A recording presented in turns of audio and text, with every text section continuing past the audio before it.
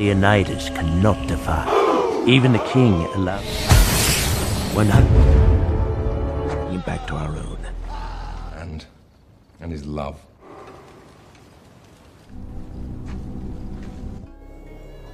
Halo guys, kembali lagi di channel Topeng Hitam Official guys ya. Bagaimana kabar kalian hari ini? Semoga selalu dalam keadaan sehat dan banyak rezeki ya guys.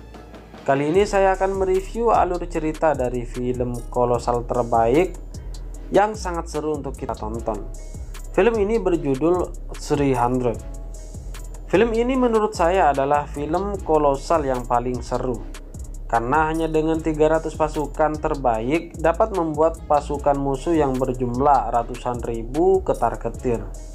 Oke, biar tidak lama-lama lagi kita langsung gaspol aja ya guys ya.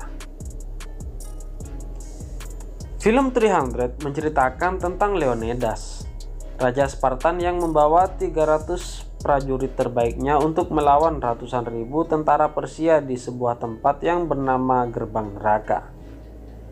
Film yang berlatar belakang kolosal ini mengawali kisahnya dengan memperlihatkan bagaimana orang-orang Sparta membentuk para prajurit atau penjuangnya. Bayi yang lahir di Sparta akan mengalami pemeriksaan terlebih dahulu. Apakah tubuhnya kuat atau cacat? Jika si bayi memiliki kecacatan, ia akan dibuang. Tapi jika bayi tersebut memiliki fisik yang layak dan kuat, ia akan dipersiapkan menjadi seorang prajurit. Begitu pula dengan masa kecil Leonidas. Sejak berumur 7 tahun, ia telah dipisahkan dari orang tuanya. Ia menjalani berbagai latihan keras, mulai dari pertempuran hingga bertahan hidup di alam bebas. Semua itu demi mengasah kemampuan dan nalurinya untuk bertarung dan bertahan hidup. Ketika Leonidas muda menghadapi seekor beruang yang ganas, ia sama sekali tidak memperlihatkan ketakutan atau kelemahan. Maka ia pun kembali ke Sparta sebagai seorang raja. Beberapa orang yang merupakan utusan Persia datang ke Sparta dan menemui Raja Leonidas.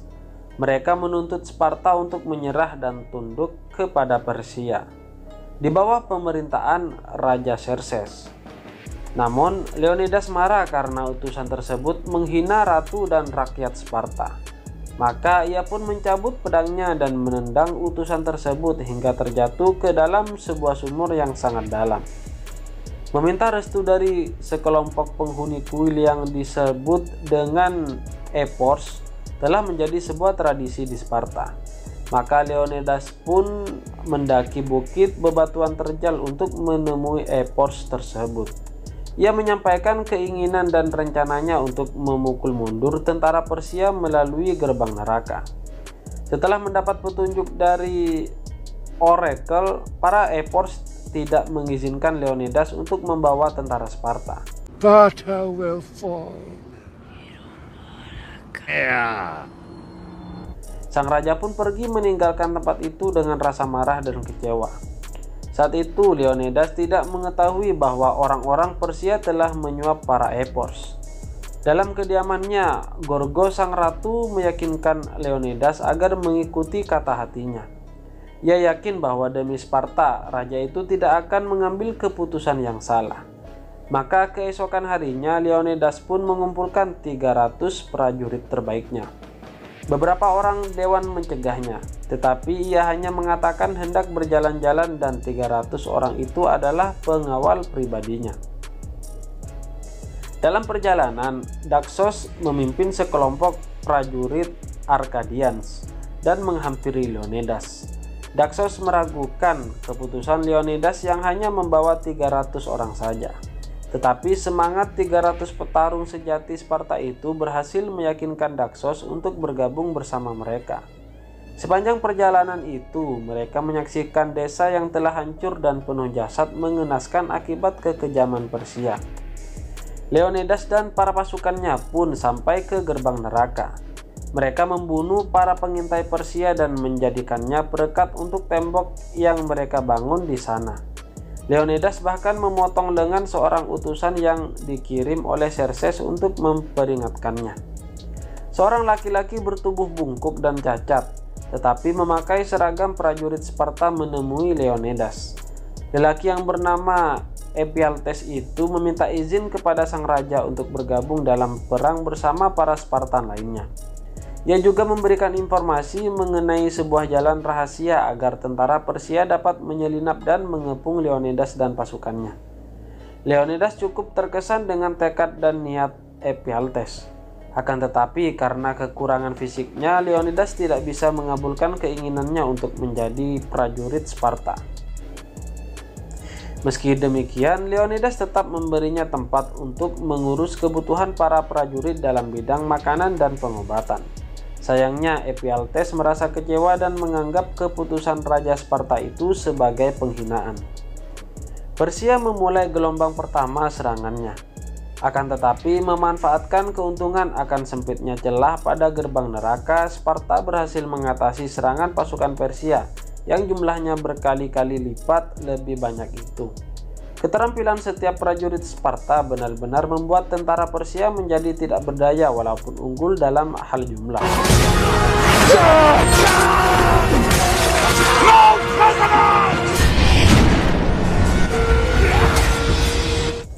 Selain itu, Xerxes mendatangi Leonidas secara langsung dan menawarkan beberapa keuntungan kepadanya.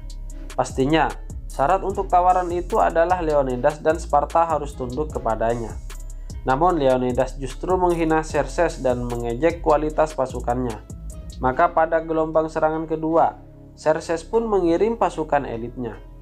Meski dalam pertempuran itu beberapa prajurit Sparta harus gugur, keperkasaan mereka tetap mempecudangi para tentara Xerxes yang sangat elit itu. Hari berikutnya, Xerxes mengirim para tentara dari Asia, para penyihir, serta makhluk-makhluk buas dan menyeramkan, dan sebagainya itu.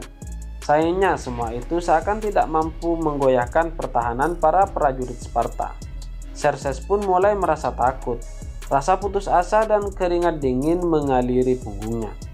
Ephialtes yang sangat kecewa terhadap Leonidas dan Sparta menemui Xerxes. Xerxes menawarkan berbagai hadiah kepada Ephialtes dan pria bungkuk itu menerimanya dengan senang hati. Maka ia pun membocorkan informasi tentang jalan rahasia yang sebelumnya ia sampaikan kepada Leonidas. Para Arkadians mengetahui hal itu. Lalu Daxos menemui Leonidas dan mengatakan mereka tidak akan memiliki peluang untuk mendapat kemenangan lagi. Daxos dan para Arkadians memilih untuk mundur dari pertempuran itu. Leonidas pun tidak menghalanginya. Raja Sparta itu lalu memanggil seorang prajuritnya yang bernama Dilios. Ia memerintahkan agar Dilios kembali ke Sparta, mengabarkan keadaan di gerbang neraka saat ini, serta menceritakan kisah Leonidas kepada para dewan. Sementara itu di Sparta, Ratu Gorgo tengah berusaha meyakinkan para dewan pemerintahan dengan pidatonya agar mengirim bantuan kepada Leonidas dan prajurit Sparta untuk menghadapi pasukan Persia. Namun seorang anggota dewan bernama Terons justru memutarbalikkan perkataan sang ratu. Marah karena Teron telah menodai, menipu dan mempermalukannya, Ratu Gorgo mencabut pedang dari seorang penjaga dan menusuk Teron hingga tewas. Sekeping mata uang Persia jatuh dari pakaian Terons, dan itu membuktikan bahwa pria itu telah menerima suap dari Persia. Meskipun para anggota dewan pemerintah akhirnya setuju untuk mengirim tentara Sparta, mereka pun terlambat. Saat itu di gerbang neraka, pasukan Persia telah mengepung Leonidas dan pejuang Sparta yang tersisa dari segala arah. Dengan raut kemenangan, Xerxes berdiri dan kembali memaksa Leonidas untuk tunduk dan berlutut kepadanya. Lalu Leonidas pun melepaskan helm prajuritnya dan menjatuhkan tameng dan tombaknya, kemudian berlutut. Namun, Leonidas tidak pernah bermaksud untuk tunduk ataupun menyerah. Semua itu hanya tipuan belaka. Melalui satu seruan, prajurit Sparta membuka informasi, memberi jalan bagi Stelios untuk melompat dan membunuh seorang jenderal dari tentara Persia. Xerxes pun murka dan memerintahkan kekuatan penuhnya menghabisi para prajurit Sparta. Leonidas sempat melempar tombaknya dan melukai Xerxes. Tetapi Raja Sparta itu harus meregang nyawa dalam hujan ribuan anak panah.